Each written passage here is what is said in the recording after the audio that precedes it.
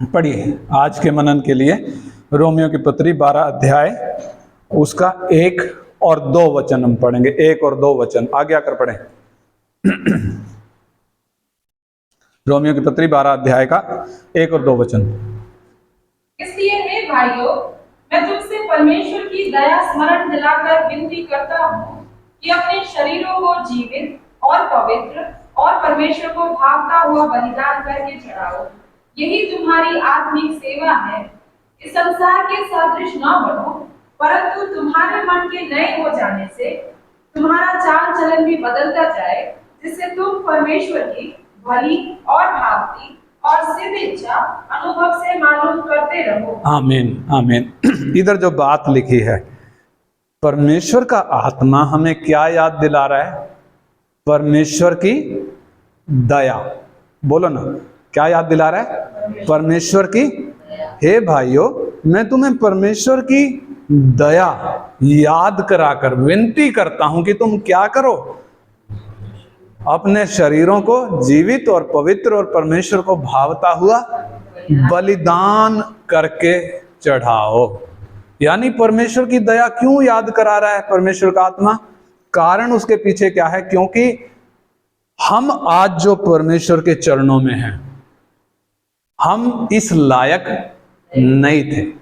हम तो नाश के गड्ढे में थे, पाप की गुलामी में थे, शैतान के कब्जे में थे, मौत के बंधन में थे।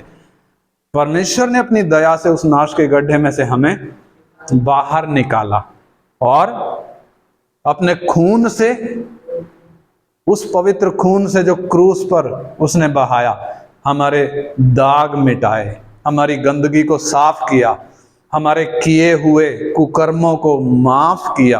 कब? जब हमने माना, जब हमने पश्चाताप किया, जब हमने उस यीशु का अंगीकार किया, जब हमने मन से उस पर विश्वास किया, तो प्रभु ने हमें धोकर श्वेत कर दिया और हमें कहाँ खड़ा कर दिया?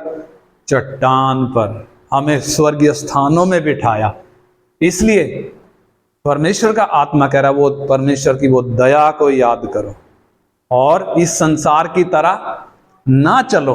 जैसे संसार चलता वैसे ना चलो, बल्कि अपने शरीरों को जीवित और पवित्र और परमेश्वर को भावता हुआ बलिदान करके चढ़ाओ। तो हम देखते हैं, जब पुराने नियम में बलिदान चढ़ाए जाते थे, कैसे चढ़ाए जाते थे? जानवर को जिंदा नहीं चढ़ाया जाता था। इधर लिखा ना, जीवित बलिदान। जिंदा नहीं चढ़ाया जाता, पहले उसको मारा जाता था, काट कर चढ़ाया जाता था वेदी में। यीशु ने अपने आप को जब बलिदान चढ़ाया, उस क्रूस वेदी पर जब बलिदान चढ़ाया, कैसे चढ़ाया? जीवित बलिदान चढ़ाया। मालूम है, जो कोड़े पड़े जिंदा पर पड़े, जो कीलें ठोकी गई जिंदा पर ठोकी गई, जो खून बहा जिंदा पर बहा। खून की आखिरी बूंद मरने के बाद, आखिरी बूंद जो दिल में बची थी, भाला जब मारा, वो मरने के बाद। यानी यीशु ने अपने आप को जीवित बलिदान चढ़ाया। हमें भी परमेश्वर का आत्मा कह रहा है, तुम भी अपने आप को क्या करो? जीवित बलिदान चढ़ाओ। जीवित बलिदान, मुर्दा बलिदान नहीं, जीवित बलिदान चढ़ाओ और परमेश्वर को भावता हुआ और परमेश्वर को ग्रहण योग्य और पवित्र बलिदान चढ़ाओ। तो पिछली बार इस विषय में हम सीख रहे थे। पिछले संडे में हमने सीखा था यूसुफ के जीवन से, किस प्रकार यूसुफ ने अपने जीवन के द्वारा क्या किया? परमेश्वर को सुखदायक सुगंध चढ़ाया। सुखदायक सुगंध चढ़ाया। यानी जीवित बलिदान का मतलब क्या है? जब हम संडे को इधर इकट्ठा होकर आराधना करते हैं, गीत गाते हैं, अन्य भाषा में जब हम आराधना करते हैं, वो है जीवित बलिदान। क्या है जीवित बलिदान? जीवित बलिदान वो नहीं है जो हम अन्य भाषा में बोलते हैं या हम जो गीत गाते हैं, वो नहीं है जीवित बलिदान। जीवित बलिदान क्या है? जब आप अपने घर में, अपने ऑफिस में, अपने काम में लगे होते हैं, उस वक्त हमारे डिसीजन, हमारे स्टेप, हमारा व्यवहार, हमारा आचरण कैसा है उससे तय होता है हमारा जीवन क्या है। जीवित बलिदान है, पवित्र बलिदान है, परमेश्वर को भावता हुआ बलिदान है, या कुछ और है। तो एक आज भी एक ऐसा ही एक हम उदाहरण देखेंगे। पिछली बार हमने पुराने नियम से देखा था, अब की बार नए नियम से हम देखेंगे एक व्यक्ति किस तरीके से परमेश्वर को सुखदायक सुगंध अपने जीवन को चढ़ाता है। पढ़ेंगे हम लूका 19 अध्याय का 1 वचन से। लूका 19 का 1 वचन से हम पढ़ेंगे। लूका 19 का 1 से। हाँ,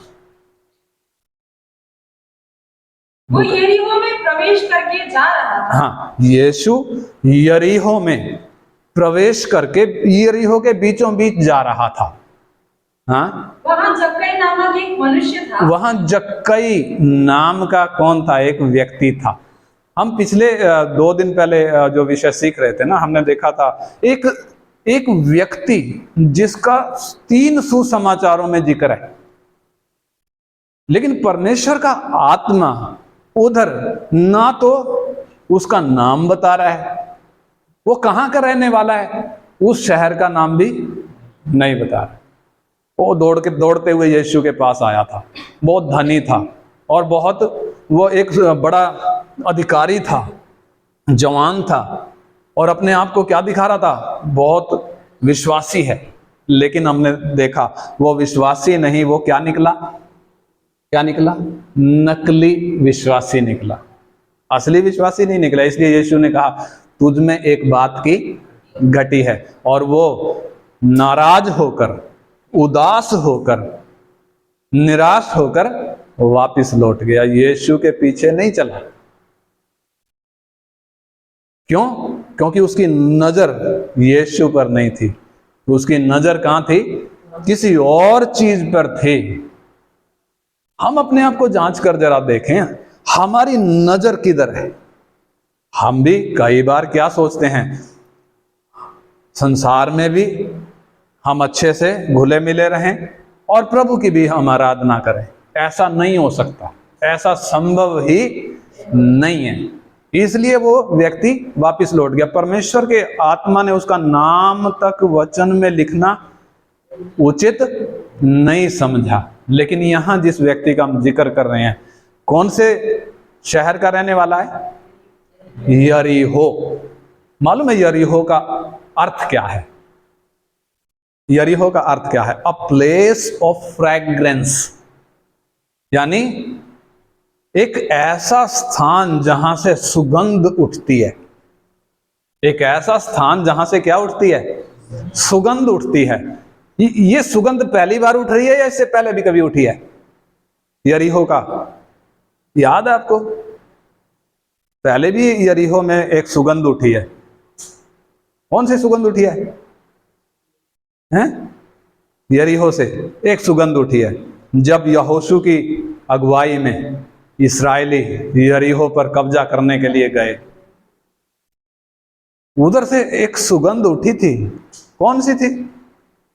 वो राहाब वेश्या। परमेश्वर की नजर किधर थी? उस राहाब वेश्या पर थी। मालूम है यरीहो का जब कोई व्यक्ति नहीं बचा, कोई घर नहीं बचा, सब बर्बाद जब कर दिया गया, जलाकर राख बना दिया गया, मालूम है वो राहाब वेश्या और उसका घराना क्या हो गए? बच गए। ऐसे ही अब फिर एक बार फिर नए नियम में यीशु किधर जा रहा है? यरीहो में से। यरीहो आया है। क्यों आया है? उसकी नजर एक व्यक्ति पर है। उसकी नजर एक व्यक्ति पर है। पिछली घटना में हमने क्या देखा था?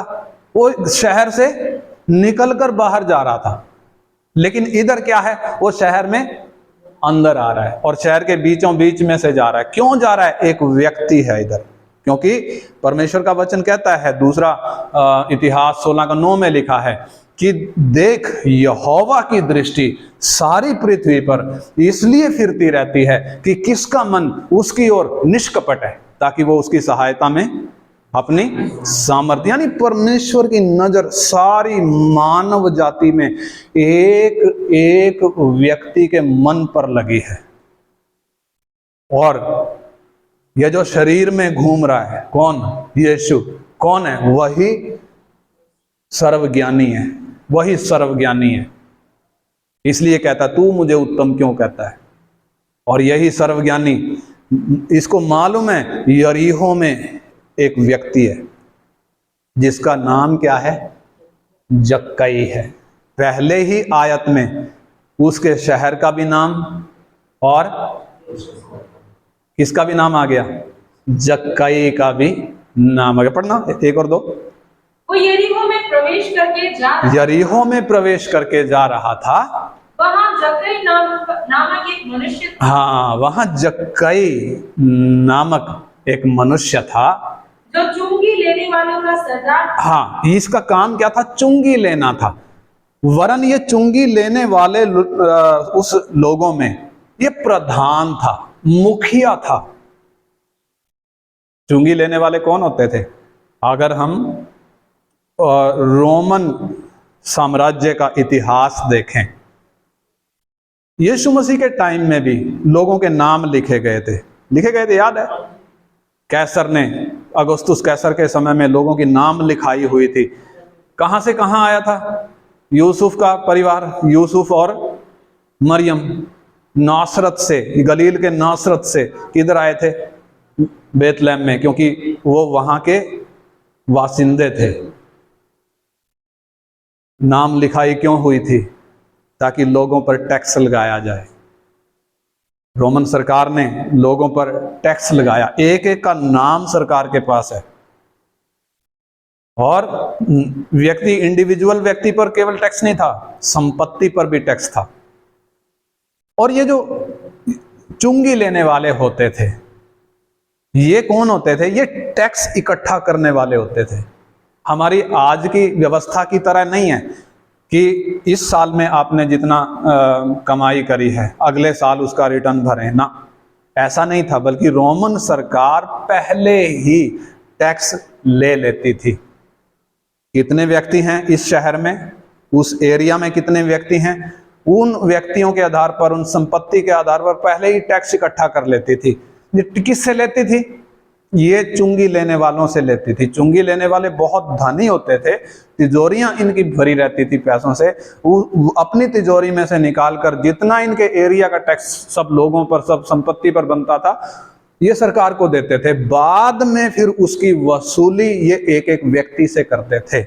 और जो व्यक्ति इनको टैक्स देते नहीं थे, मालूम है उनके साथ फिर ये सख्ती भी करते होंगे।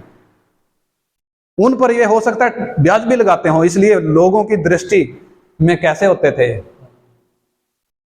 सम्मान की दृष्टि से लोग इनको नहीं देखते थे, इसी वजह से।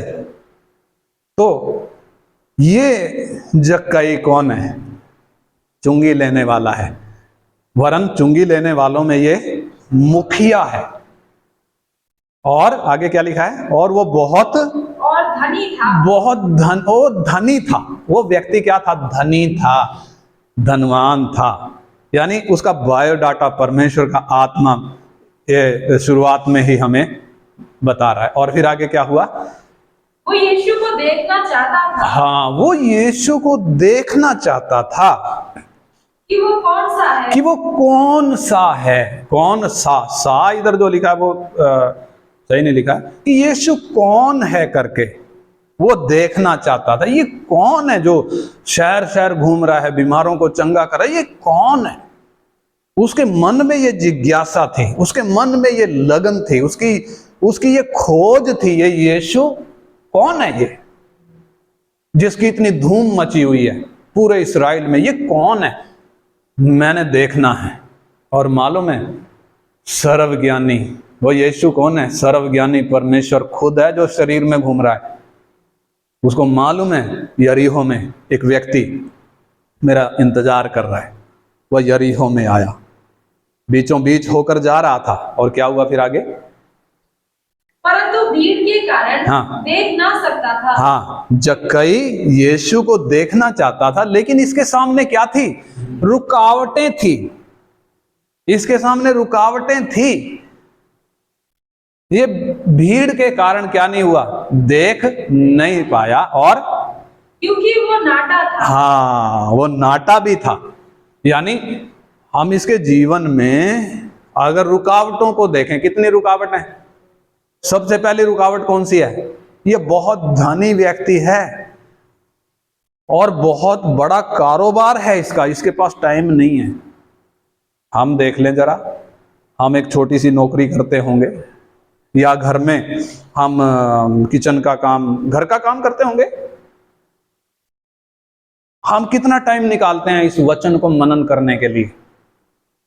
हम कितना टाइम निकालते हैं प्रभु के चरणों में बैठने के लिए, प्रभु की इच्छा को अपने जीवन में पहचानने के लिए कितना टाइम निकालते हैं?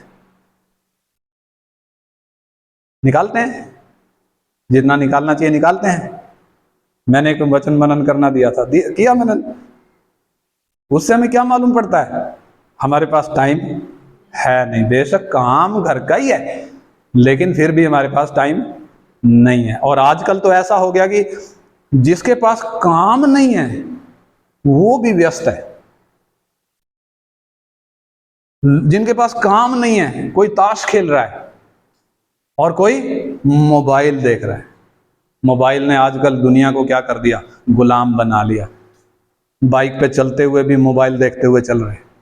खुद भी मरेंगे, दूसरों को भी मारेंगे। कानून व्यवस्था का कोई भय है नहीं। सिर पर हेलमेट नहीं, हाथ में मोबाइल, कानों में क्या है? हेडफोन लगे हैं। कोई हॉर्न बजाता रहे, कोई मतलब नहीं। कुछ कहोगे तो खाने को दौड़ते हैं। सहन करने की क्या नहीं है?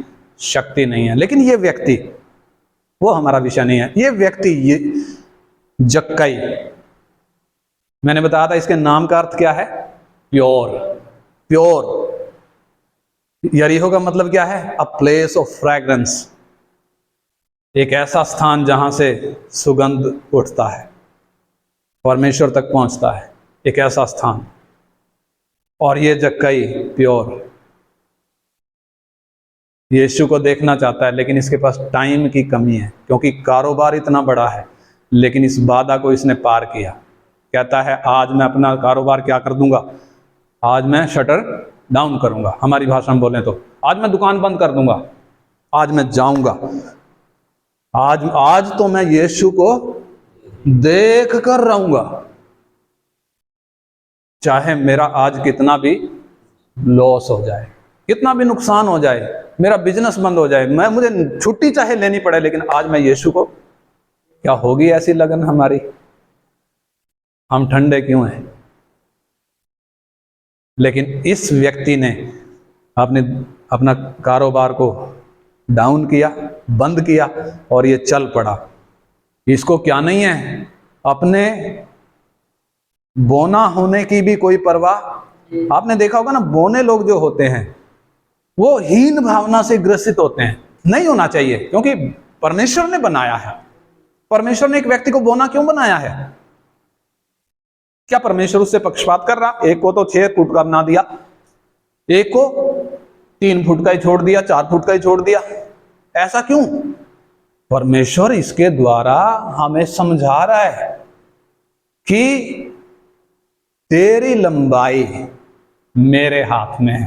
तू अपनी लंबाई को अपने तरीके से बढ़ा नहीं सकता। परमेश्वर ने हमारे जीवन की बहुत सी बातें अपने हाथ में रखी हैं, बहुत सी बातें।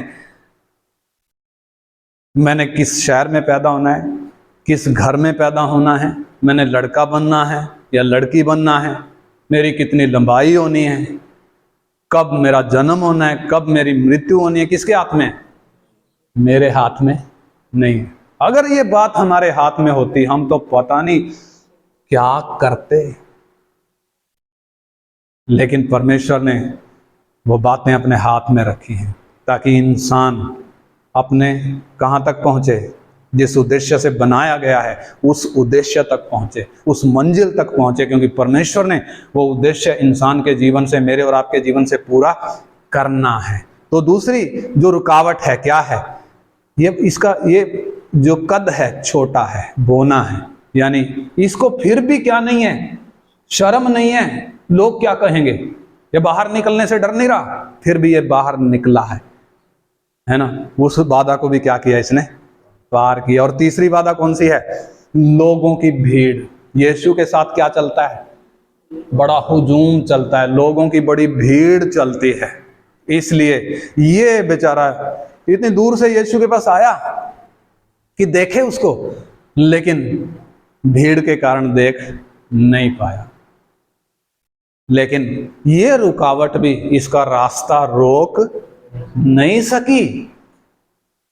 पहली रुकावट उसका काम की व्यस्तता, वो रास्ता रोक नहीं सकी। दूसरी, इसका कद छोटा, वो भी इसका रास्ता रोक नहीं सकी। तीसरा, लोगों की भीड़ जो यीशु के चारों ओर चलती थी, वो भी इसका रास्ता रोक नहीं सकी। इसने क्या कदम उठाया? आज तो मैं यीशु को देख कर ही रहूंगा, वापस घर नहीं जाऊंगा जब तक मैं यीशु को क्या ना कर लूं। इसलिए क्या करा इसने? कौन सा कदम उठाया? वो पढ़े। तब उसको देखने के लिए हाँ, वो आगे दौड़कर, हाँ, उसको देखने के लिए, यीशु को देखने के लिए वो आगे दौड़कर एक गुलर के पेड़ पर चढ़ गया। हाँ, एक गुल्लर के पेड़ पर चढ़ गया। हाँ, क्योंकि यीशु उसी मार्ग से जाने वाला था। इसको मालूम है यीशु इस गुल्लर के पेड़ के नीचे से जाएगा।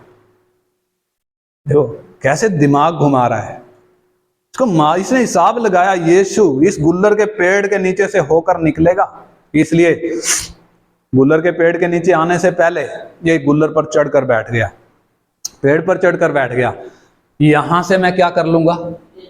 देख लूंगा। जब नीचे से गुजरेगा मैं देख लूंगा। इसको मालूम नहीं है कि यीशु है कौन, इसलिए देखना चाहता है। और क्या हुआ फिर आगे? जब यीशु उस जगह पहुंचा, जब यीशु उस जगह यानी गुल्लर के नीचे जब पहुंचा, तो ऊपर दृष्टि करके उससे कहा, हाँ, ऊपर दृष्टि करके उससे कहा, हे जक्कई। हाँ, बस यीशु को किसने बताया कि गुल्लर पे एक चढ़ा बैठा है? भीड़ में से किसी ने बताया होगा ना। यीशु को किसने बताया? वो सर्वज्ञानी है, उसको मालूम है पेड़ पर चढ़ा बैठा है। क्यों चढ़ा बैठा है? मुझे देखना चाहता है। यानी एक व्यक्ति ने एक कदम उठाया और ये प्रभु सर्वज्ञानी परमेश्वर जो प्रेम करता है, जिसने बड़े मतलब से हमें बनाया, अगला कदम उठा रहा है गुल्लर के पेड़ के नीचे। पहले तो शहर में आया, इसी मकसद से आया, फिर गुल्लर के पेड़ के नीचे आ रहा है। मालूम है गुल्लर के पेड़ पे चढ़ा बैठा है और ऊपर की ओर देखकर क्या कह रहा है? हे जक्कई, झट उतर आ, जल्दी कर नीचे आ, क्योंकि आज मुझे तेरे घर में रहना, आज मुझे तेरे घर में रहना अवश्य है। यानी आप सोच कर देखो, जक्कई क्या मनसा थी? मैंने यीशु को देखना है। परमेश्वर ने रिस्पॉन्स कैसे दिया? प्रभु यीशु ने रिस्पॉन्स कैसे दिया? कहता आज मुझे तेरे घर में रहना अवश्य है। यानी मैं अगर उसको जानने की मनसा रखूं, मैं केवल उसको जानूंगा ही नहीं, बल्कि क्या भी करूंगा? उसको अपने घर में पाऊंगा, उसको अपने जीवन में पाऊंगा। इसलिए कह रहा है आज मुझे तेरे घर में रहना अवश्य है। तू मुझे देख केवल नहीं, मैं तेरे घर में रहूंगा। खाना खाने के लिए नहीं जा रहा, क्या करने के लिए? रहने के लिए। आज मुझे तेरे घर में रहना अवश्य है। और फिर आगे क्या हो गया?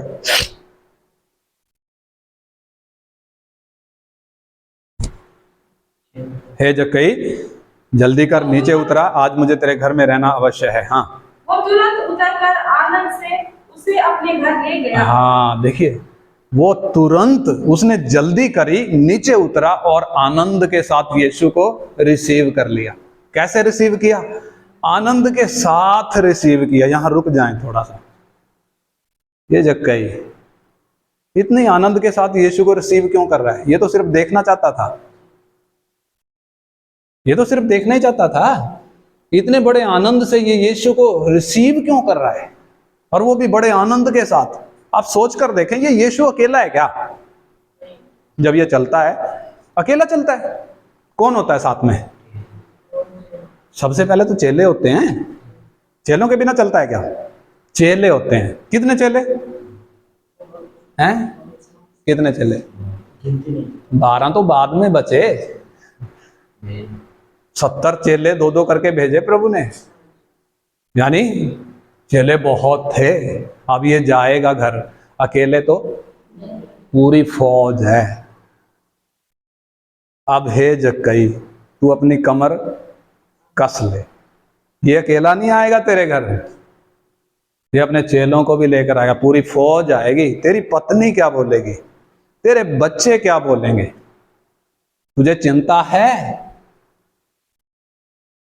लेकिन इसका जो रिस्पॉन्स है, उस रिस्पॉन्स को हम देखें तो इसको कोई परवाह नहीं। इसलिए बड़े आनंद के साथ यीशु को क्या कर लिया, रिसीव करके अपने घर ले गया। उसके बाद क्या घटना घटी, यानी ये रुकावट थी इसके सामने, ये रुकावट भी इसने दूर कर दी। हाँ, वो तुरंत उतरकर आनंद से उसे अपने घर ले गया। वो तुरंत उतरकर उसे आनंद से अपने घर ले गया। ये देखकर सब लोग कुड़कुड़ाकर कहने लगे। हाँ, ये देखकर सब लोग कुड़कुड़ाकर कहने लगे, वो तो एक पापी मनुष्य के यहाँ जा उतरा है। हाँ देखिए, ये लोग क्या कह रहे हैं, किसका कसूर निकाल रहे हैं, और यीशु का भी कसूर निकाल रहे हैं, जिसके पीछे घूम रहे हैं। रोटी भी खिलाता है, चंगा भी करता है, दुष्ट आत्मा भी निकालता है, भलाई करता है, लेकिन क्या बोल रहे हैं, यीशु का कसूर निकाल रहे। जैसे आदम कह रहा था ना, जो औरत तूने मेरे साथ रहने को दिया उसने खिलाया मुझे। ऐसे ये क्या कह रहे हैं, ये तो पापी के घर जा उतरा है, यानी यीशु को कह रहे तू गलत कर रहा है। और दूसरा, ये चुंगी लेने वाला उस जक्कई को क्या कह रहे हैं, पापी है। भाई साहब, अगर वो पापी है तो आप कौन है? ना जी, हम तो धर्मी हैं, हम तो अच्छे हैं। ये पापी है।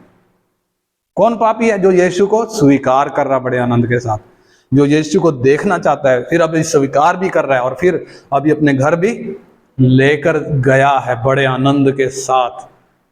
मालूम है, लोग कभी भी क्या नहीं करेंगे, सहमत नहीं होंगे। मेरे और आपके विश्वास के मार्ग में लोग कभी भी सहमत नहीं होंगे। क्या करेंगे, हमें कौन सी दृष्टि से देखेंगे? जैसे जक्कई को देख रहे हैं, पापी है, ये पापी है।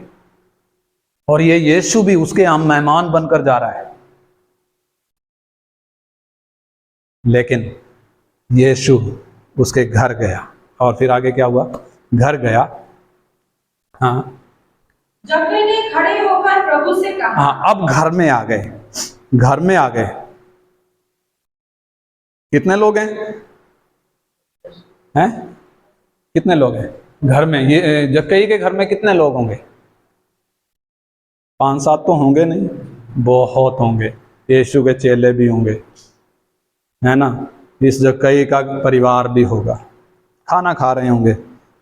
और ये खड़ा हुआ, भीड़ के बीच में ये खड़ा हो गया। खड़ा होकर क्या कर रहा है, हे प्रभु, हे प्रभु। देख। क्या कह रहा है यीशु को? हैं? कहां तक बात पहुंच गई? देखो, आप देखना चाहता था, ये तो देख नहीं चाहता था यीशु कौन है। और फिर उसे अपने घर भी, गुलर पर भी चढ़ गया, फिर अपने घर भी बड़े आनंद के साथ ले गया। और अब उसको यीशु को क्या कह रहा है, हैं? हे प्रभु। हाँ, देख, देख, मैं अपनी आधी संपत्ति कंगालों को देता हूँ। बस क्या कह रहा है, मैं अपनी आधी संपत्ति कंगालों को देता हूं। सवाल उठता है, हे जक्कई, बड़ी मेहनत से तू कमा रहा है, बड़ी मेहनत से तू पैसा कमा रहा है, क्यों बर्बाद कर रहा है? कोई थोड़े से पैसे तो है नहीं, बहुत सारा है, बहुत धनी है। आधी संपत्ति देने का मतलब बहुत पैसा, ये क्यों दे रहा है कंगालों को? मैं आपसे सवाल पूछता हूं, जक्कई अपनी संपत्ति कंगालों को देने पर राजी क्यों है? इसको किसी ने बोला नहीं है। वो पिछली घटना में हमने देखा था ना, वो धनी व्यक्ति यीशु के पीछे जो आया था, यीशु ने कहा तुझ में एक बात की घटी है, अपनी संपत्ति बेचकर कंगालों को दे दे और मेरे पीछे आ जा, तुझे स्वर्ग में धन मिलेगा। लेकिन वो उदास होकर वापस चला गया, अनंत जीवन नहीं मिला। परंतु ये व्यक्ति, इसको तो यीशु कह ही नहीं रहा तू अपनी आधी संपत्ति कंगालों को दे दे करके, ये तो कह ही नहीं रहा, यीशु ने तो बोला ही नहीं। फिर ये क्यों ऐसा कदम उठा रहा है? क्यों कदम उठा रहा है?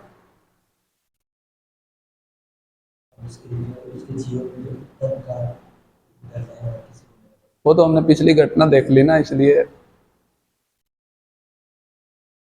क्यों ये कदम उठा रहा है? क्योंकि इसको मालूम है ये पैसा बड़ी रुकावट है, मुझे यीशु के पीछे चलने से क्या करेगा? रोकेगा। पैसा बड़ी रुकावट है। परमेश्वर का वचन कहता है पैसे का लालच सब बुराइयों की जड़ है, और कितनों ने इस पैसे का लालच करते हुए अपने विश्वास को क्या कर लिया? छलनी कर लिया। अपने विश्वास को छलनी कर लिया और अपने आप को नाना प्रकार की परीक्षाओं में डाल लिया। परंतु ये जक्कई को मालूम है ये पैसा, ये मेरा रास्ता रोकेगा, ये मुझे यीशु के पीछे चलने नहीं देगा। ये कदम उठाकर ये साबित कर रहा है पैसा मेरे लिए उत्तम नहीं है। हम जरा अपने जीवन को सोच कर देखें, जक्कई जैसे धनी तो हम नहीं होंगे, थोड़ा ही होगा। महीने में 10-20 हजार कमाते होंगे, या 30-40-50 हजार कमाते होंगे, या 1 लाख कमाते होंगे। लेकिन हमारी नजर उस पैसे को लेकर कैसे है? कैसे है? उस पैसे को लेकर हमारी नजर कैसे है? क्या हमारे जीवन में वो फाइनेंशियल डिसिप्लिन है? हम पैसे को कैसे देखते हैं? बहुत बड़ा विषय है।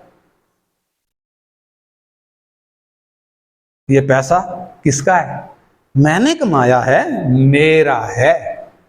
परमेश्वर क्या कहता है? वचन क्या कहता है? ये पैसा तेरा नहीं, ये पैसा किसका है? मेरा है, परमेश्वर का है। पुराने नियम में जो संपत्ति होती थी उसका 10वां हिस्सा दिया जाता था, लेकिन आज के समय में सारा पैसा किसका है? परमेश्वर का है। परमेश्वर का तेरे जेब में, तेरे खाते में जितना है किसका है? मेरा है। लेकिन हम उसको किस दृष्टि से देखते हैं? और ये जक्कई किस दृष्टि से देख रहा? इसने क्रूस का प्रेम नहीं देखा। जक्कई ने देखा है क्या? अब तक यीशु क्रूस पर थोड़ी बलिदान हुआ है। इसने परमेश्वर के प्रेम को, उसके अनुग्रह को क्रूस पर नहीं देखा। तो भी ये पैसे को किस दृष्टि से देख रहा है? ये रुकावट है मेरे लिए। ये नहीं है कि मैंने हेरा फेरी से कमाया इसलिए मैं आधी संपत्ति कंगालों को दे रहा ना। किस नजर से उसने ये बात बोली है? किस मनसा से बोली है? ये पैसा मेरे जीवन में उत्तम स्थान लेने ना पाए, मेरा ध्यान भटकाने ना पाए। इसलिए कहता है, वो खड़ा होकर यीशु को कह रहा है, हे प्रभु देख, मैं अपनी आधी संपत्ति कंगालों को देता हूं। और इसके अलावा आगे देख, मैं अपनी आधी संपत्ति कंगालों को देता हूँ। हाँ, और यदि किसी का कुछ भी अन्याय करके ले लिया है तो उसे 4 गुना फेर देता हूँ। हाँ, यदि मैंने किसी का अन्याय करके ले लिया है तो मैं क्या करता हूं? 4 गुना वापिस फेर देता हूं। आप सोच कर देखो, इसे क्या कहते हैं? इसे कहते हैं मन फिराना। मैंने जो गलतियां करी हैं, मैं क्या कर रहा हूं, उसका हर जाना भर रहा हूं। यह है सच्चा मन फिराव। एक व्यक्ति काम कैसे करता था, लेकिन अब क्या ये किसी से हेरा फेरी करेगा? अब करेगा? किसी से अन्याय करके कुछ लेगा? कैसे चलेगा? जिसका उद्धार हो गया, मालूम है, हेरा फेरी नहीं करता। शैतान सामने रखेगा, लालच के लिए दाना डालेगा, हमें गिराने के लिए, हमें विश्वास से, परमेश्वर की उपस्थिति से हमें गिराने के लिए, हटाने के लिए सामने क्या लेकर आएगा? लालच लेकर आएगा, हमारे सामने रखेगा। उस वक्त हमारी नजर, उस वक्त हमारी सोच, ये जक्कई को देखें, ये करेगा हेरा फेरी? करेगा किसी के साथ अन्याय? कह रहा है जिसका भी मैंने अगर अन्याय से कुछ भी ले लिया, मैं कितना दे रहा हूं? 4 गुना दे रहा हूं। प्रभु क्या कह रहा है? क्या कह रहा है? तब यीशु ने उससे कहा, यीशु ने उससे कहा, आज इस घर में उद्धार आया है। आज इस घर में क्या आया है? उद्धार आया। यानी जक्कई यीशु को देखना चाहता था, लेकिन क्या मिल गया? घर में प्रभु आ गया, उद्धार मिल गया। किसको मिला है उद्धार? किसको मिला है? प्रभु कह रहा है आज जक्कई ने उद्धार पाया। ऐसा नहीं कह रहा। क्या कह रहा है? आज इस घर में उद्धार आया। मतलब परिवार में एक व्यक्ति केवल नहीं, प्रभु की नजर पूरे परिवार पर है। इसलिए कहता है तू विश्वास कर, तेरा घराना उद्धार पाएगा। यानी प्रभु की नजर पूरे परिवार पर है। प्रभु चाहता है पूरा परिवार उद्धार पाए। सोचकर देखें, ये जक्कई, मैंने नाम बताया, नाम का अर्थ क्या है? यीशु नाम लेकर बुला रहा है। पेड़ के ऊपर चढ़ा बैठा है, क्या कह रहा है यीशु? हे जक्कई, जल्दी कर, नीचे उतरा। यानी जक्कई को कैसे बुला रहा है? उस ठिगने से व्यक्ति को कैसे बुला रहा है? नाम लेकर बुला रहा है। मालूम है, इज़राइल को वो कहता है, हे इस्राएल, मैं तेरा परमेश्वर हूं, मैंने तुम्हें नाम लेकर बुलाया है, तू मेरा ही है, मैंने तुम्हें दाम लेकर छुड़ा लिया है। तू अगर नदियों में से होकर जाए, नदियां डुबा नहीं सकेगी। तू आग में से होकर जाए, आग तुझे जला नहीं सकेगी। यानी नाम लेकर। मैं पिछले उसमें भी कह रहा था क्लास में, क्या प्रभु हमारा नाम लेना उचित समझेगा? कारण परमेश्वर हमारी आराधना को नहीं देख रहा। हम अन्य भाषा में आराधना कर रहे हैं करके हम इधर नहा धोकर बैठे हैं और गीत गा रहे हैं, वचन सुन रहे हैं, वो चीज नहीं है। असली चीज क्या है? प्रभु हमारे, जब हम आराधना नहीं कर रहे, जब हम प्रार्थना नहीं कर रहे, जब हम किचन में काम कर रहे, जब हम झाड़ू पोछा कर रहे, जब हम ऑफिस में का काम कर रहे, जब हम बाजार में हैं, कोई सामान खरीद रहे हैं, दुकानदार से बात कर रहे हैं, जब हमारे घर में कोई आया, इलेक्ट्रिशियन आया या कोई और आया, उससे जब हम बात कर रहे हैं, कोई सामान डिलीवर करने आया, उससे जब हम बात कर रहे हैं, परमेश्वर की नजर उधर है। वो है असली आराधना। अगर हमारा चाल चलन उधर परमेश्वर को भावता हुआ है। ये जक्कई यानी प्योर, यरीहो यानी ऐसा स्थान जहां से क्या उठ रही है? क्या उठ रही है? सुगंध उठ रही है। उठी? उठी नहीं उठी? आप बताओ। इतनी बड़ी भीड़ यीशु को घेरे हुए थी, उधर से सुगंध नहीं उठ रही थी। ये भीड़ आज भी है यीशु के पीछे, आज भी है, परंतु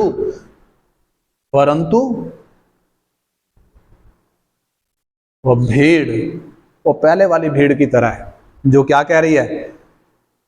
ये यीशु पापी के घर में मेहमान बनकर गया है। भाई साहब, बहन जी, ये आपके घर में भी जाना चाहता है, लेकिन क्या तेरा मन है इसको लेकर जाने का? तुझे तो अपनी पत्नी की चिंता है, अपने बच्चों की चिंता है, अपने पैसे की चिंता है। तू इसको अपने जीवन में स्थान देगा नहीं, इसलिए तेरे घर में जाएगा नहीं।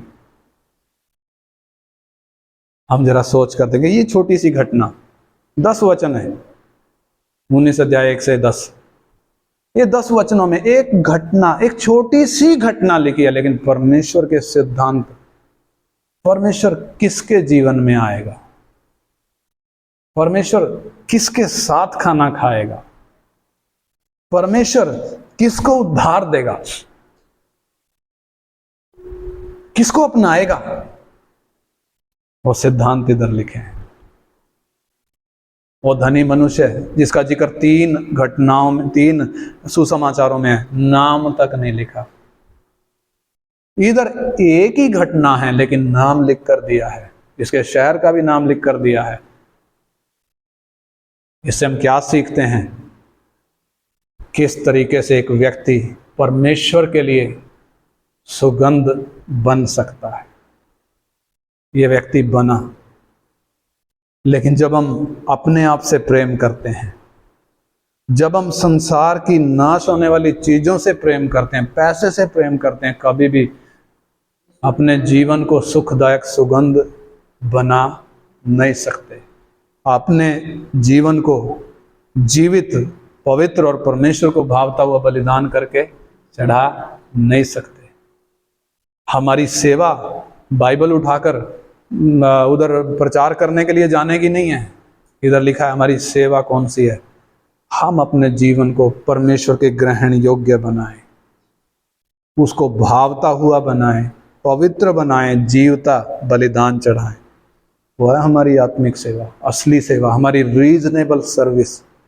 इसलिए आइए इस जक्कई के जीवन पर विचार करें, तुलना करें उस व्यक्ति से जो यीशु के पास दौड़ते हुए आया, घुटना टेक कर कह रहा है, हे प्रभु, हे उत्तम गुरु। प्रभु नहीं कह रहा, हे उत्तम गुरु, अनंत जीवन का भागी होना चाहता हूं, बता मैं क्या करूं। मैं तो आज्ञाओं को भी बचपन से मानते आया हूं। लेकिन ये जक्कई ऐसा कुछ भी नहीं कह रहा। इसने कितनी रुकावटों को पार किया है, कितनी रुकावटों को पार किया है। यानी प्रभु के चरणों में हमारा जीवन यदि सुखदायक सुगंध बनना है, जीवता बलिदान बनना है, तो बहुत रुकावटें हैं। जक्कई के जीवन में कई रुकावटें थी, इसका काम में व्यस्त होना, लेकिन इसने छुट्टी ले ली। ये छोटा कद था इसका, फिर भी इसने रुकावट पार करी। लोगों की भीड़ थी, यीशु तक पहुंच नहीं पाया, फिर भी पेड़ पर जाकर बैठ गया। इस पेड़ के नीचे जरूर आएगा, मेरा विश्वास है, इस पेड़ के नीचे जरूर आएगा। आएगा नहीं आएगा? सर्वज्ञानी को मालूम है एक पेड़ पर चढ़ा हुआ है। हमें पेड़ पर चढ़ने की जरूरत नहीं है, इधर कोने में बैठ जाएं, अकेले दरवाजा बंद करके प्रभु के सामने रोएं। क्या वो हमें अपने हाथ में नहीं लेगा? क्या वो हमारे जीवन को नहीं बनाएगा?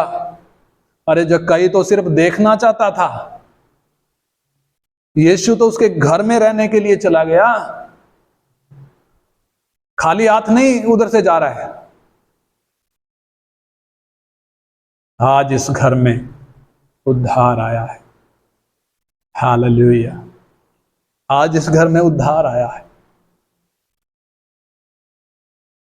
क्या मैं मानूंगा मैं पापी हूं? क्या मैं हमेशा ऐसे ठंडा बना रहूंगा? सरगर्म होने का समय है, आत्मा में गर्म होने का समय है। प्रभु की आमद नजदीक है। चारों तरफ की घटनाएं जब हम सुनते हैं, देखते हैं, हमारा कलेजा कांपता है, ये हो क्या रहा है? प्रभु ने पहले ही बताया, ऐसी ऐसी घटनाएं हो रही होंगी जब चोर की तरह मैं आऊंगा। मेरी तैयारी कैसी है? क्या मैं अपने आप को खुश कर रहा हूं? मुझे अपने भविष्य की चिंता है, या मैं अपने परिवार को खुश कर रहा हूं, या मैं संसार को, लोगों को खुश कर रहा हूं? किसको खुश कर रहा हूं? या परमेश्वर को? जक्कई ने परमेश्वर को खुश किया, इसलिए उद्धार पाया। उसका जीवन सच में उस यरीहो में एक सुगंध उठ रही है। हालेलुया। किधर तक पहुंच रही है? स्वर्ग तक पहुंच रही है। हमारा जीवन कैसा है? क्या सुगंध आ रही है या बदबू आ रही है? पिछले शनिवार को हम सीख रहे थे, रोमियो की पत्री में लिखा है, उनका गला खुली हुई कब्र है। क्या मेरे साथ तो ऐसा नहीं है? मेरे मुंह से जो मर्जी निकलता है। क्या मैं ध्यान देता हूं मेरे मुंह से निकलने वाली बातों पर? कहीं बदबू तो नहीं है? परमेश्वर चाहता है बदबू नहीं, सुखदायक सुगंध हमारे जीवनों से उसको मिले। इसलिए आइए प्रार्थना करें, मुंह खोलें प्रभु के चरणों में, विनती लेकर आए, प्रार्थना करें। प्रभु, जैसे मैंने चलना था मैंने नहीं चला, जो मैंने करना था मैंने नहीं किया। प्रभु, मैंने अपने आप को ही खुश किया, मैंने लोगों को ही खुश किया। प्रभु, आपको खुश नहीं किया। अपनी गलती को आइए हम मान लें, प्रभु के चरणों में हम नम्र हो जाएं, दीनता के साथ उसके चरणों में आए। Hallelujah, hallelujah, hallelujah. हमारा जीवन कैसा होना चाहिए? क्या उस व्यक्ति के समान जो उदास होकर यीशु के पास से चला गया, जीवन के सोते के पास आकर प्यासा चला गया, या इस जक्कई की तरह जिसने इतनी रुकावटों को पार किया, व्यस्त कार्यक्रम में से उसने टाइम निकाला, भीड़ थी तो भी पीछे नहीं हटा, नाटा था पेड़ पर चढ़कर बैठ गया। परिवार क्या कहेगा करके इतनी भीड़ को लेकर आ रहा है, इसने परवाह नहीं करी। लोग क्या कहेंगे करके इसने परवाह नहीं करी। तुम जो मर्जी कहो, मुझे पापी कहो चाहे कुछ भी कहो, मैं तो यीशु को अपने घर लेकर जाऊंगा। तुम जो मर्जी कहो, तुम जोर लगा लो, मैं पीछे हटने वाला नहीं हूं। हालेलुया। धन बड़ी रुकावट थी, इसलिए आधी संपत्ति कंगालों को दे दी। ये आधी संपत्ति कंगालों को देकर निर्धन नहीं बना, बल्कि स्वर्गीय धन का अधिकारी हो गया। वो धन जो कभी खत्म नहीं होगा, जिसको कीड़े खा नहीं सकते, काई बिगाड़ नहीं सकती, चोर जिसको चुरा नहीं सकता, ये उस स्वर्गीय धन का वारिस हो गया।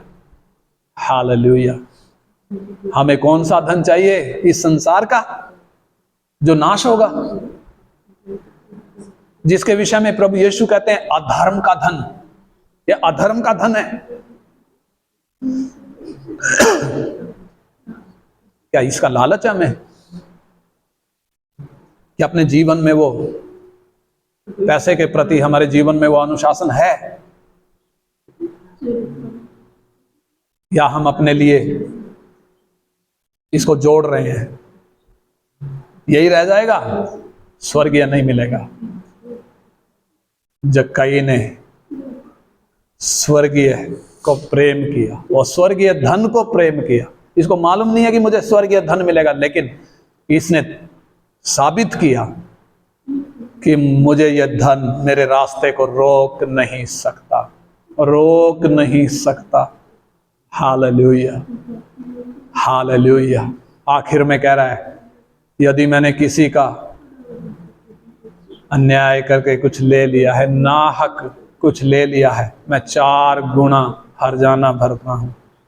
यह है पश्चाताप, यह एक व्यक्ति का पाप से फिरना। हालेलुया। शैतान जब हमारे सामने वो लालच का चूगा डालता है, तब हमारी सोच कैसे है? हालेलुया। तब हमारी सोच कैसे है? हालेलुया। क्यों परमेश्वर को हमारे जीवनों से वो सुखदायक सुगंध नहीं दिखती? क्यों नहीं मिल पा रही? क्योंकि मैं अपने आप से प्रेम करता हूं, प्रभु से नहीं। मैं पैसे से प्रेम करता हूं, प्रभु से नहीं। संसार की चीजों पर मेरा मन है, स्वर्गीय चीजों पर नहीं। हालेलुया। क्या हम मन फिराएंगे? आइए हम पश्चाताप करते हुए प्रभु के चरणों में आए।